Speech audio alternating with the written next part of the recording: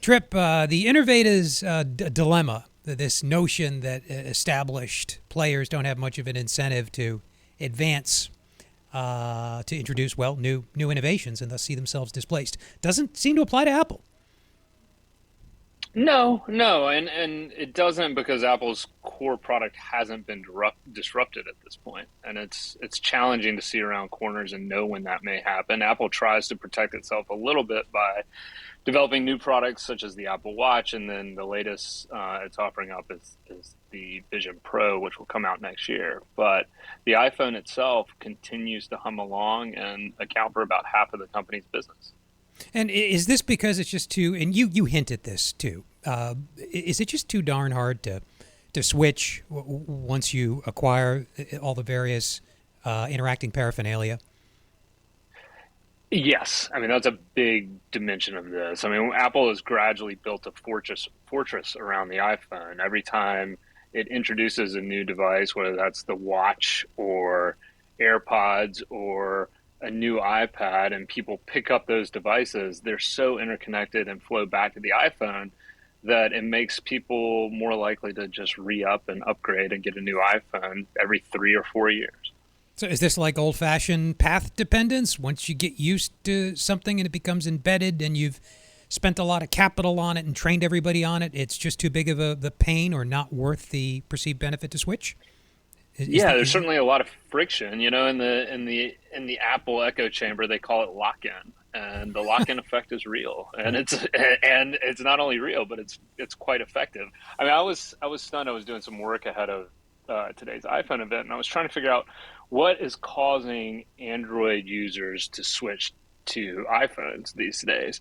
And I talked to a gentleman whose family had been pressuring him for a long time to make the switch, and he resisted it. He prided himself on being an Android renegade. He liked the fact that he got his Android for free, but his family gave him a $99 pair of AirPods over Christmas, and he found it laborious to try to connect the AirPods to the Android phone every time he tried to use it. And so he's like, whatever, I'll try an iPhone. And he did, and pays about $11 a month, and he says he's not going back. And that's the type of thing that we're seeing in the Apple ecosystem that you're talking about. Tripp, this is Mike Armstrong. I'll give you some more evidence of that. I still have a Google Pixel in the Android universe, and I also get tremendous amounts of family pressure. It's not so much because they think the product's better, but I ruin every group text chain in which they try and send photos or videos. It all gets pixelated, and I don't know the technical term for how they decompress these pictures to make it look terrible when an Android user's on there, but I've been told I pretty much ruin every group chat that I belong to when it comes to sending pictures or videos of my kids. So I've got that mounting family pressure too, and I'm so dedicated to the Android universe, but man, I would also like to see some clearer pictures of my own children.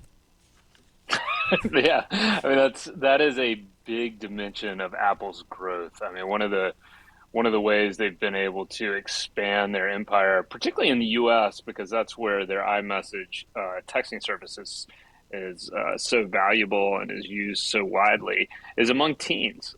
Because you talk about the pressure you feel from your family, but imagine being 12 or 13 years old and being an outcast Right. in a social group because you're the one who's bringing a green bubble to the party.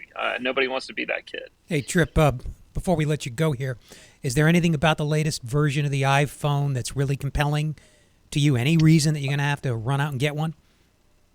Well, look, I mean, we've reached a point in the lifespan of the iPhone where it's become incrementally incremental, as an analyst told me. But that doesn't mean that it's not worth upgrading if you have an old device with a cracked screen or something like that.